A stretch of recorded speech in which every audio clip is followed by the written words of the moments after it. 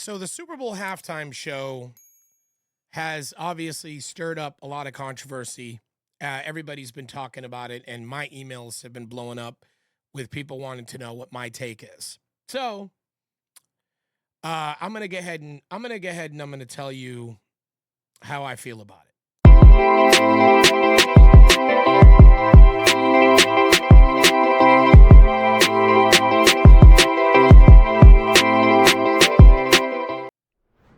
There's a few things, and this is not going to be the same kind of take I think that you guys are all used to. Uh, I'm not going to sit here and regurgitate the same damn crap you've heard everybody else say. Believe me, this is going to be in my own take on it. So, first and foremost, I want to say that there's nothing wrong with Bad Bunny playing the halftime show.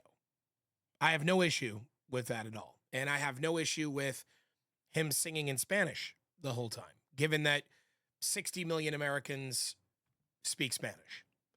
And I have no issue with the NFL wanting to take part in capitalism and wanting to grow their market, wanting to expand their reach. See, what I'm increasingly becoming aware of is that MAGA hates capitalism. They do. And we're going to get into that a little bit deeper in a second. But if you own a business and you're looking at your numbers, you're sitting in the boardroom and you're looking at the information in front of you, and there's something there that says, hey, we could grow our Latino fan base. That's a way to expand the amount of viewers and people that take part in football. Then that's what you do. Your job is to grow your business. That's your job. And it seems as though they have a problem with that, because whenever a business is trying to do something to grow their business and it doesn't align well with their, political views, they have a meltdown over it. And in this case, the meltdown was they were going to have their own halftime show, the Turning Point USA Kid Rock show. So, first of all, let me just state that, again, I have no issue with the NFL having a Spanish artist. What I witnessed, and I think what the whole world witnessed when we watched that show, was them celebrating their culture, celebrating their heritage, the Puerto Rican heritage, right? And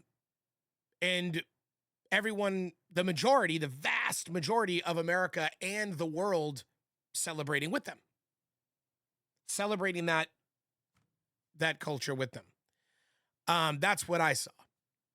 And when I went and took a look at the Turning Point USA, and I watched that, the show that they put on, what I saw was a lot of victim mentality. A lot of victim mentality. Oh, woe is me. I'm a straight white Christian male, and America hates me. They hate us. Why can't we just live our lives? Why can't we just drink beer? Why can't we just drive a truck? Why can't we just, live our lives and be happy? Like as if there's any sort of threat preventing them from doing that. And completely absurd. But this is the thing that I find very interesting about it, is that for a long time, MAGA's entire agenda was predicated on the idea that the left had gone too far. That's basically what their entire movement is. Their entire movement is the left has gone too far. Which, by the way, historically, whenever there is a movement of people who are afraid of the left going too far, that is fascism by its very definition. If you were to look up what fascism is, it is not It is not an end result. It is a process. Fascism is a process. And that process is basically a bunch of people on the right who begin to willfully, and yes, it's on the right. That's part of the definition. You have to be on the right to be fascist. If you're on the left, you can come up with other names, Marxist, but for the purposes of words and them having meanings, you have to be on the right to be fascist. That's just the bottom line. By its definition, that's what fascism is. When the right goes through a process of fear that the left has gone too far, and they become more susceptible and more willing to allow very bad things to happen, like the trampling of rights, the arresting of people unlawfully, the murder of people. They become more and more willing to accept that. Now, I'd be the first one to admit that most Republicans, especially the ones I know, would be more than happy to, if tomorrow they decided that they were going to start offing people because they were homosexual. I feel like there's a myriad of Republicans who would be like hiding, gay people in their basement to protect them. I don't believe that all these Republicans in America are fascist, like that's the word. What I do believe, though, is when you have a movement that is telling you over and over again that the left has gone too far and makes you irrationally afraid of that fear, that it makes you more susceptible to allowing something heinous to happen to somebody who's on the left. This is exactly what happened to the Jews in Nazi Germany in the 1930s. This has happened all throughout history, many, many times. And this movement, this MAGA movement, that went and made their own show with The Rock. I'm sorry, I said The Rock. I mean, Kid Rock. First of all, nobody listens to Kid Rock. Nobody. He's fucking irrelevant. No one listens to his music. Nobody. I'm in my 40s and I don't even know anybody I don't go anywhere where people are like, hey man, turn on that Kid Rock, bro. Like, nobody does that. Okay. Nobody's listening to that dude. Nobody. Completely irrelevant. So if you do have a movement and you really want to get it off the ground, you probably need to find better celebrities than Kid Rock. It's not going to cut it. Now you have this halftime show that happened for the NFL, and you had rumor has it, I've heard different numbers, but I think it's around 160 million people that watched it. Now they watch this show perfectly fine, totally happy. I'm not saying everybody liked it. They're like, I didn't like the show, but we're going to get into why in a minute. But regardless of whether you liked it, didn't like it, 160 million people watched it. 5 million people watched the Turning Point show. 5 million. That's it.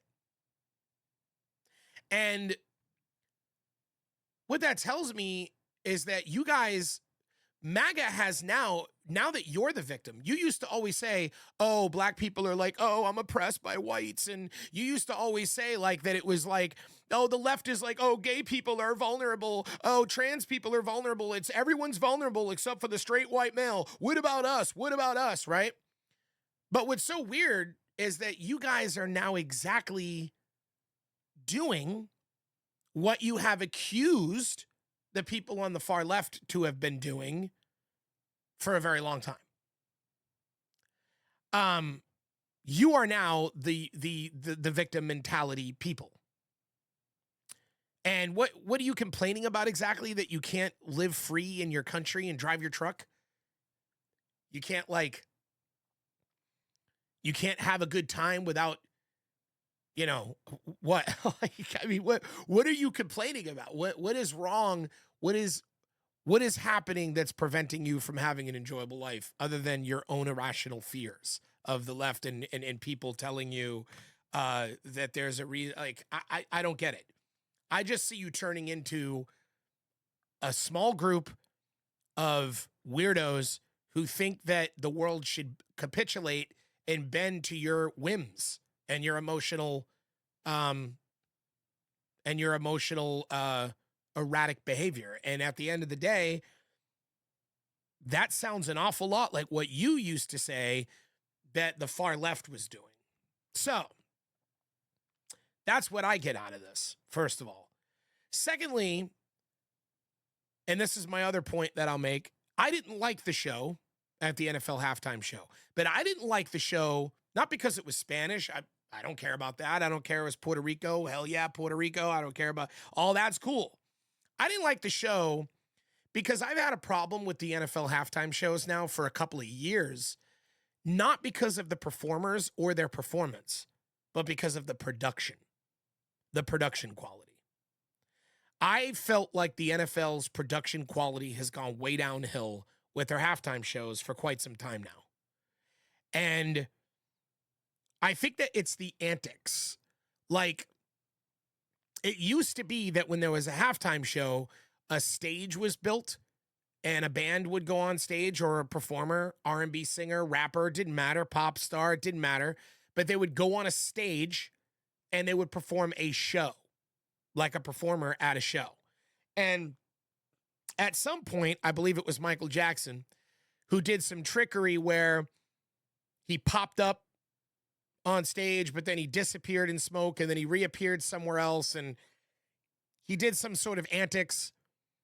And that won people over so much because Michael Jackson was an outside the box thinker. He was Michael Jackson. So he was going to do the most outlandish and craziest thing ever because he's fucking Michael Jackson. You know what I mean? Like, that's what he did. He was an elite performer. He took things to another level. However, now it turned into, well, now everybody's trying to do it. Everyone, and then it got worse and worse and worse. And it's to the point now where you have them running around on the field. They have microphones and groups and people dancing and all this. And there's smoke machines and like weird, like it's all the antics. And I think what ends up happening is the quality of the sound is terrible. It doesn't come over the sound system very well at all. It sounds weak and it doesn't punch. It doesn't punch. It doesn't make you feel like you're hearing like, you know, like a good example is if you watch the Grammys, right? And granted, you know, we all know everybody has their issues with the Grammys, but when a person performs live at the Grammys, it sounds incredible. You can have somebody perform on TV and have it sound incredible. And yes, they're projecting out of the speakers to the audience when they perform at the Grammys. So they're both doing a live show and a show that needs to be broadcasted to television at the same exact time, and yet they kill it every time. When you watch the Grammys and a band performs, it sounds incredible. The audio quality, production quality. The NFL, it doesn't. It's terrible. And people need to start talking about that more because I think that has a lot more to do with than the performer. Because I feel like the quality of the audio just sounds like crap. It's hard to get into it when you can't even really hear it and really bump to it. It feels flat. It's the production. So that's what I didn't like about it. I didn't like the show because I don't like the production quality of the NFL halftime show. That being said, we have a serious problem where people hate capitalism. And I understand that capitalism needs guardrails. I understand that capitalism needs to be regulated. I believe me, I understand that. And I'm with that and I support that. But MAGA, whenever I talk to somebody who is in a MAGA, who's in MAGA, one of the things that come out of their mouth every time is they'll say, well, you can't trust the doctors. Right. You can't trust the doctors because of capitalism, because of the fact that pharmaceutical companies pay doctors to tell people they need medicines they don't need so that they can sell more pharmaceuticals. So you're mad at capitalism taking place, right? Well, you can't trust the government, right? Because of capitalism. Because since 1972, when Buckley v. Valeo, that bill was passed and it made it legal for anyone with money or any corporation to finance campaigns and be able to, get what they want from politicians through capitalism. You have a problem with capitalism. You don't have a problem with government. You have a problem with capitalism. Then you hear him often say, well, you can't trust the media. Right. You can't trust the media because they sell advertisement. And if CNN's number one ad buyer, if the number one company buying advertisement from CNN is Pfizer, and then let's just say, hypothetically speaking, some story comes out about Pfizer that says that their medicines are bad for you or their vaccines are causing illness or whatever, do you think CNN's going to run that story? No, because that's their biggest ad buyer. I own a magazine. We sell advertisement nationwide. I have towns that advertise with me all the time. Do you think if one of my writers went there and had a horrible time and said, hey, I'm going to write an article bashing this town because I had a miserable time there, if I look at my numbers and find out that's one of the number one towns that pay me the most in advertisement revenue, you think I'm going to let them pay? You think I'm going to let them write that article? No, of course not. I have a business to run. So at the end of the day, what these people are mad at, and this is the thing, is that what MAGA is angry about is the same thing that people on the left are angry about. Everybody's really angry about the same thing, and that is the abuse of capitalism. A deregulated capitalist market where the wealthy can continue to cheat. And you want to talk, like, everyone's heard the phrase socialism for the rich and rugged capitalism for the poor. It's true. And that's what you're really angry about. That's what you're really mad about. That's really what you're upset about. You're not mad because, oh, I'm pissed off because the NFL wants to care more about Puerto Rican culture than the white Christian nationalist culture. And it makes me mad because I want our culture to be represented. Well, guess what? You're not being represented because you already watch the games. The NFL already has the vast majority of white Christian nationalists watching football anyway. So they're trying to grow their business. And you don't like it when a business is trying to grow its business if it doesn't align with what you want. And I'm sorry, but we got some comments. Tim Thompson, same with the Rock and Roll Hall of Fame inductions. They sound amazing, at least on TV. One of these days I'll get there. They do. Rock and Roll Hall of Fame does it right, bro. And Corey Schwarzkopf, I think that's how you say your last name, Schwarzkopf. Profit is king. Exactly. Profit is king. Profit is king. It's what is going on all the time behind the scenes, and all of this stuff that's being talked about, all this complaining and this victim mentality bullshit is just you crying about people participating in capitalism. That's it. That's really what's going on. And nobody wants to hear somebody cry. I mean, like, the idea that these people think they're so courageous because, I made a joke today calling a trans person something bad. I might get canceled. I'm so brave. I'm so courageous and brave. I made a trans joke. Dude, it's crazy, dude. I live on the edge, bro. You think I care? What are they going to do? Fire me? I don't care. Cancel me, bro. See if I care. You know how fucking pathetic you look? Do you have any idea how stupid you look? You think that that's bravery? Let me tell you something. Renee Good, who was shot and killed by ICE, shot in the face by an ICE agent because she parked her car in the way of ICE agents because she wanted to stand up for democracy. And she had no weapons. She had a car full of teddy bears. And she went and blocked a federal government wannabe army covering their face because she stood up for what she believed in. Compare that level of bravery with the fact that you told a trans joke. And compare that level of like, let's go ahead and juxtapose those two forms of bravery. And tell me, who sounds more brave? Who really had courage?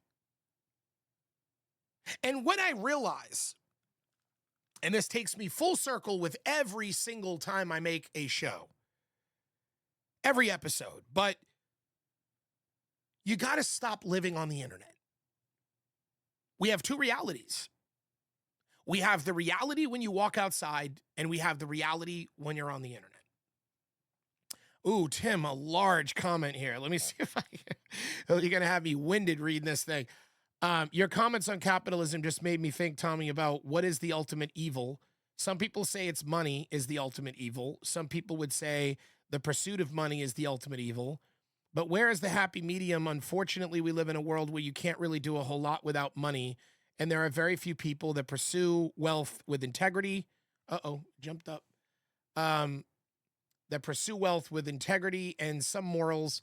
And when they do get wealth, they steward that wealth to be able to leave a positive impression in the world. I'll do something positive for humanity without chic accolade and videoing it and all that other crap. I get the point of what you're saying, Tim, and I'm going to address it like this. And this is just the bottom line. Making money is not evil. It's a system. Money is just a system that we live in, okay? And economic factors, the economy, the government structure that we live in, the free market coupled with a democratic representative democracy, we live in a democratic republic, which is a representative democracy. All of these things are just systems. They can be abused, and they do, but participating in these systems does not make you evil. Nobody who was born on this earth asked for this. We didn't choose this. I was born on this earth, and this is what you had to do. You had to make money. And money would allow you to have, the things that you need. You had to participate in things and all this, right? I don't think that the idea of participating in the system makes you evil. What I do think, though, and I've made videos about this on my channel, is that I've used this explanation before, and I'll use it again.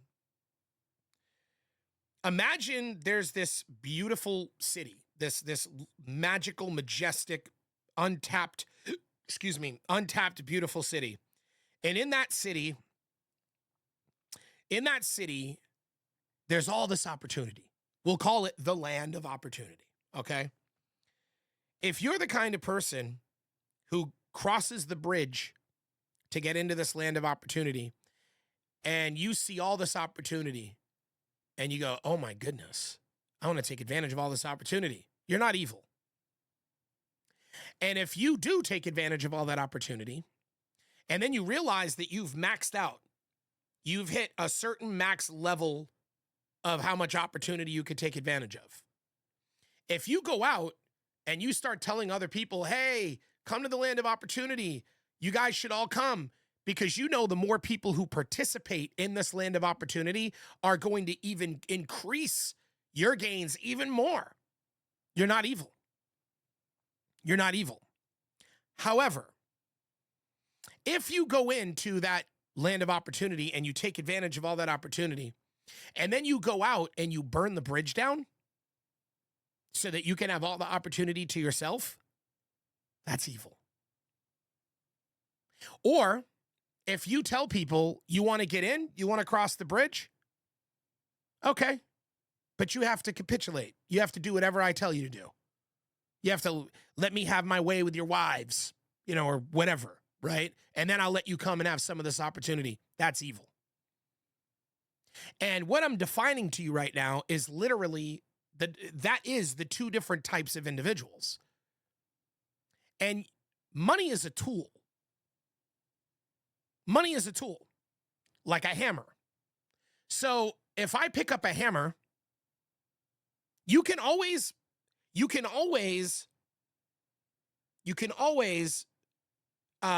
discern what someone's intentions are with how they use a tool. So if I pick up a hammer and I start swinging it at people, and you pick up a hammer and you start building something, right away in the first 2 minutes, we both know who's a piece of shit in this equation and who isn't. Just by the way we're using the tool. Money is the same thing. This is the reason why what I would call out, there's so many long comments, guys. You got to keep it short, man. Like, I can't be reading these long comments, dude. They're so long. Like, you know, shoot me like a little sentence or something, but like, these are so long. And they're also so long that they're kicking off old comments because they're so big. Anyway, but this is the thing, right? Is that the problem, okay, is that you have people who use money right away as a tool to get power over other people. And then you have other people who want to use money as a tool to just be able to keep from having other people have power over them. Those are two completely different ways to use the same tool. Completely. You can use a lock to lock somebody in a room. Or you can use a lock to keep people out. Do you understand what I'm saying? Same tool, different use. And one way is to defend yourself. The other way is to harm somebody. So we know right away how to identify these people. And the way that you identify them is, well, first of all, they make no secret. A lot of these billionaires, some of them publicly, just the statements they make and the behavior makes it very telling what they wanted money for and what they continue to want to grow their wealth for. Very telling. You have people like Mark Cuban. You have people like Warren Buffett. There's a lot of people that are billionaires who are not evil at all and only wish to be financially free, to enjoy their lives, and to be able to grow wealth in the economy so that others can also become wealthy and enjoy their lives too. Those are two different types of billionaires. And we have to figure out a way to distinguish between the two, because just attacking wealth itself is really dumb, because when you attack wealth and wealth creation, you're only attacking a system that you can benefit from. And because the more Mark Cubans are in the world and the more businesses they start and the more opportunities they create and the more wealth they create, every dollar creates more dollars. It makes the pie grow. We don't live in a zero-sum world. Not every person's gain is someone else's loss. If that was true, then the GDP would be the same today that it was when America first started. The GDP would have just stayed one circle and it would have never moved. It would have been the same thing forever. And the reason why that doesn't happen is because wealth creates more wealth, creates more wealth, creates more wealth. And that allows for more opportunities for more people to take advantage of, who get more wealthy and add more, and the pie gets bigger and bigger and bigger. And if you're trying to get wealthy because that's something that you want to do, then you're not a bad person.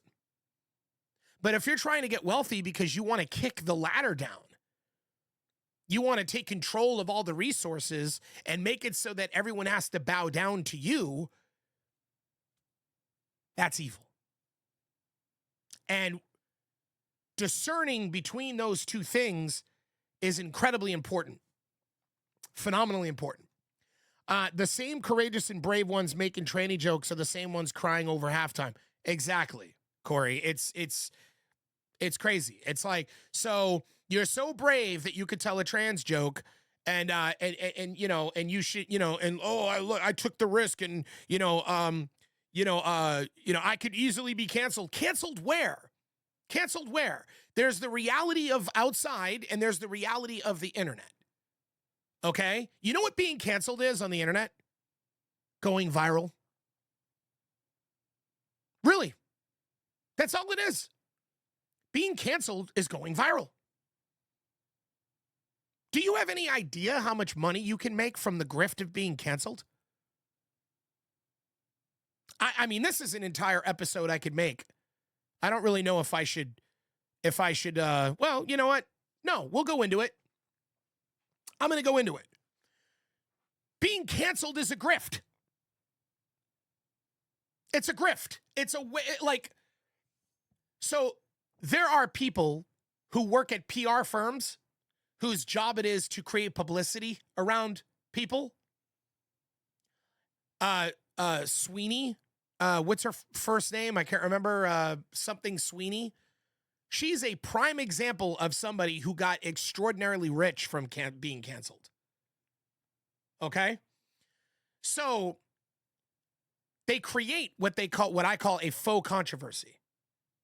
And what they do is they say, okay, let's have her perform a commercial where she says, wow, you look good in those jeans, right? Or she has nice jeans, or whatever the statement was. And then what ends up happening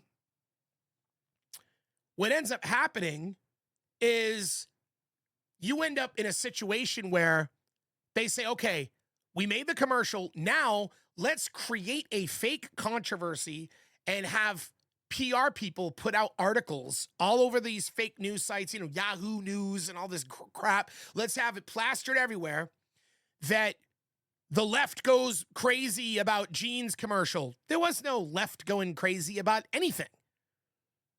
But they create that, and then the right immediately, oh wow, look at, now the left is mad about this, now the left is mad about that. And then they go and they rush to support that jean company to combat the left, the evil left.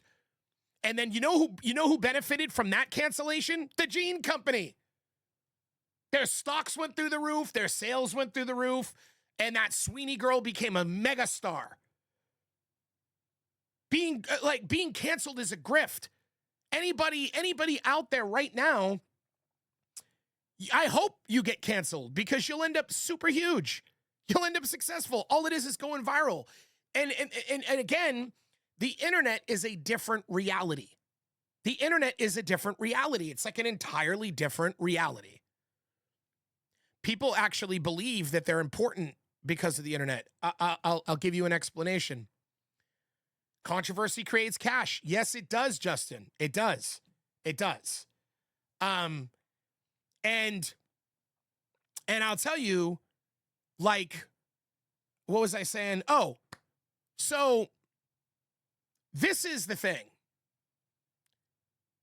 There are people who go on the internet, social media, and they have, let's say, 300,000 followers. Okay. Just to put things into perspective, there are 20 million Instagram accounts with more than 1 million followers. That was at least the last stat that I knew. That was like the stat from 3 or 4 years ago. It's probably more now. Let that sink in. 20 million Instagram profiles have more than 1 million followers. So if you have 1 million followers, you really famous? I don't think so. I don't think so. You're not really famous if you have 1 million followers. But there are people that will have 350,000. And they'll literally make videos where they're talking to people like they think they're famous. And like one of my favorite people I love to watch is Cassidy Campbell. I don't know if you guys are familiar with him, but I absolutely love him. He's one of the funniest people in the world. I watch all of his videos. He's absolutely hysterical. And but he'll say to people, he's got around 350,000, 380,000 followers, and he'll say to people like, yeah, wait till you find out how many followers I got. You think I'm not famous. And it's like, all right, now calm down, Cassidy. You're funny as hell, but you're not there yet. You're just not there yet. But here's the thing that's so crazy is that because of the algorithm, hear me out. When you have 300 and something thousand followers and people start getting to the point where other people start sharing your content or talking about you or posting videos talking about something you did, reacting to a video you did or whatever, right? The algorithm knows that you're you and that you want to see more information about you. So it's going to start feeding you all these reels and all these videos and all this content, images and everything of people talking about you all day long, over and over and over and over again. So your brain starts to actually come up with this sort of your algorithmic reality. You actually start to think, I'm famous. Everyone in the world is talking about me. No, the vast majority of people in the world don't even fucking know who you are. The algorithm is making you think that everybody in the world is talking about you because it's feeding your narcissistic egoism. It's feeding you more videos of people talking about you, so you think everyone's doing that. And that's the problem. We have a bunch of people living in a bubble on social media, an algorithmic bubble that was designed to basically make you believe that everyone shares your views, that everyone thinks like you, that the whole world agrees with you. So when you see a person, for instance, in MAGA, and they say half the country supports this, I know you want to get mad because you know if you get off the internet and go into reality, you will see that that is absolutely just not true. And you might want to get mad and you might want to yell and you might want to lash, but you shouldn't. And the reason why you shouldn't is because they actually believe that's true because their algorithm has convinced them that's true. And if everybody's grifting, if legacy media and legacy news and people on TikTok and people on Instagram and everyone on Facebook is making content that they need to get viewed, and they're going to say what they know people want to hear to get clicks because they want to make money because they're being financially incentivized to do so, you're going to wind up with this problem. And the truth of the matter is that, yes, unplug from the matrix. 1,000%. 1,000%. And going back to the primary subject of the Super Bowl, you know,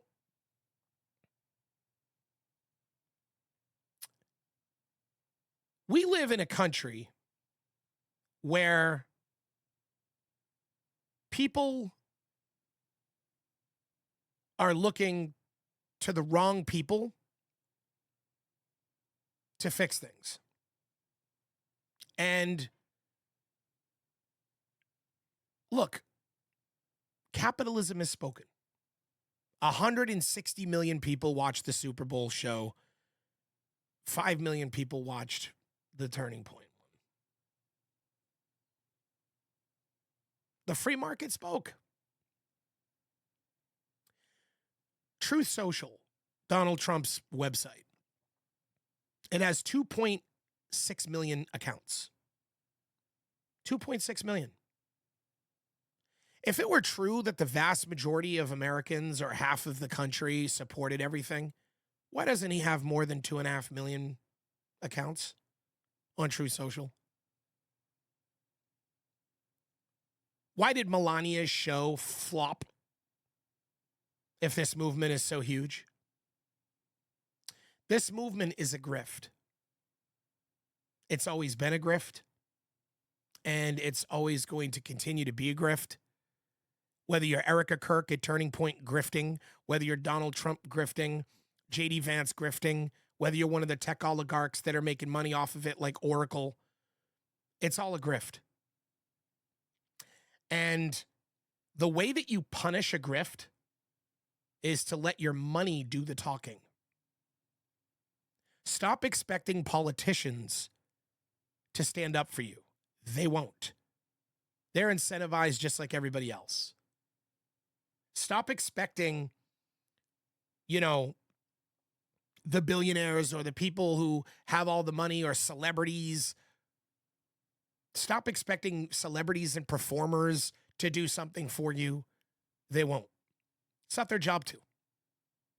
It's not their job to. We live in an incentive-based system. Everybody in America, everybody in the world, I would even argue now, but mostly, definitely everybody in America, we're motivated by two things: incentive and punishment. We either do something because we're incentivized to do so, or we do something because we're afraid of being punished if we don't. That's our motivations. That's it. So, if you're tired of the people doing the wrong thing, let your money do the talking. If Amazon is doing something wrong at the factory, stop ordering things off Amazon. If companies don't reflect your values, stop using their services. That's how you do it. That's the only way to do it. Because people are afraid of punishment. And if you want people to do the right thing, the only way you're going to get them to is if you incentivize the right thing with your money. Money talks, bullshit walks. You get it, Justin. You absolutely get it. Anyway, my name is Tom Kane. This was another episode of the Executives Playbook. For those of you who are just now tuning in or haven't, please go to my YouTube channel. It's called the Executives Playbook. And hit the subscribe button, hit the little bell. You have to actually select the bell to be notified when I release videos. Please do that. Leave a comment under my videos. I'm about to hit 8,000 subscribers. I'm super happy. My goal is to try to hit 10,000 by the end of the month. And I plan on doing this every day. I'm also going to be going live on Kick. And for those of you who have a Kick account or like to follow people on Kick, I will be over there. And there'll be there. It's called Winner by Default, which is the name of my Kick channel. It is something completely different from this. It's a little bit more on the more gamer side and kind of lighthearted side. It's going to be something fun. But anyways, at the end of the day, this also will be broadcasted live on Kick. This is a different thing though. It'll be the Executives Playbook on Kick. I'll be doing this live and then uploading the edited versions to the YouTube afterwards. But guys, I can't begin to tell you enough that I really appreciate the fact that you listen to me. I appreciate all your comments. I'm sorry I didn't get through them all. Tim, a legend in their own minds. I would like to just see if Tim had a long comment here that I didn't read because it was super long, but I'm going to give it time now. I really didn't appreciate all the All-American halftime show. The one dude, I can't even remember his name, was wearing all blacks on rock and roll country dude fashion, trans people, when it's like, I get that trying to transition kids and everything. Yes, that's wrong. And it should be up to the person that is trans. I should be what makes them comfortable. It should be what makes them comfortable, and they shouldn't be coerced into it. And it kind of ruffles my feathers when people make trans jokes and everything because my wife is trans, my daughter is trans. Well, I guess let me just say this before I go. Where this is coming from is Europe and places around the world where those things are way more socially acceptable. And so they talk about that on TikTok Live, on Instagram Live, on Snap.